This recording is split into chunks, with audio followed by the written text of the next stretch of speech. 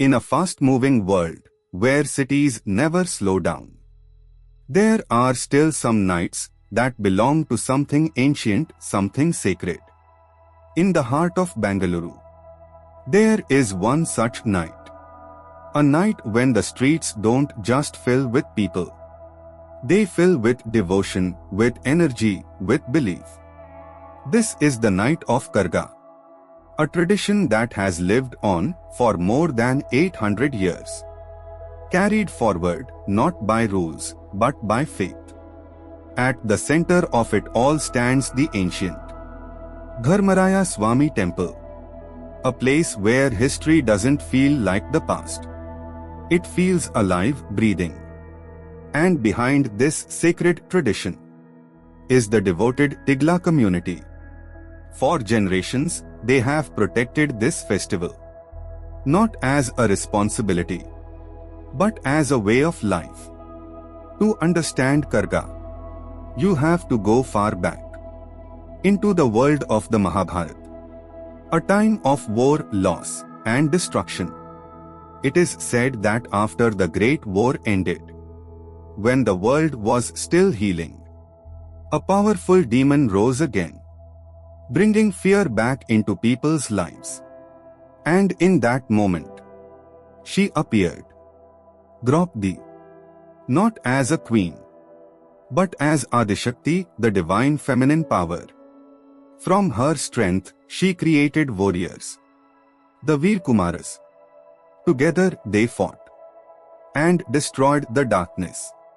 But before she left, she made a promise that she would return every year to protect her people. And Karaga is believed to be that promise. Even today, as the festival approaches, preparations begin quietly. Among the community, a priest is chosen.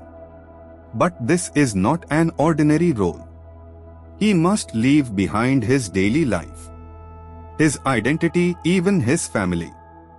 For days, he lives in complete purity, preparing himself. Because on the night of Karaga, he doesn't remain just a man.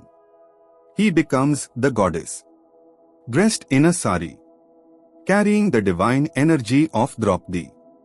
And then comes the most mysterious part. The Karaga, a sacred pot beautifully decorated with flowers. No one truly knows what lies inside it.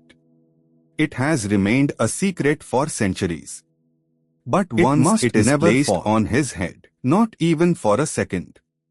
Because for the devotees, this is not just a ritual. This is the presence of the goddess herself. And then, the night comes alive. The Karaga steps out into the streets. Drums begin to beat, louder and louder. The air fills with energy. Thousands of people gather, following, watching, believing. Around the Karaga are the Veerakumaras, bare-chested, carrying swords. They are not just performers. They are protectors, symbols of the warriors created by the goddess. They chant loudly, Govinda, Govinda. Their voices echo through the city. The priest moves through the crowd, dancing, spinning, walking through narrow paths. And yet, the Karaga remains steady, perfectly balanced, as if something unseen is holding it. In that moment, it doesn't feel like a man carrying a pot. It feels like something divine, moving through the streets. And what makes Karaga even more special is not just the ritual, but the people. Because on this night, differences disappear. People from all religions, all backgrounds, come together to witness, to pray, to be part of something bigger than themselves. Because Karaga is not just a festival. It is a feeling that connects everyone. And then slowly, as the night begins to fade, the journey comes to an end. Before Sunri say, the Karga returns back to the temple. The drums grow silent. The crowds slowly disappear. And the city returns to its normal life, as if nothing ever happened.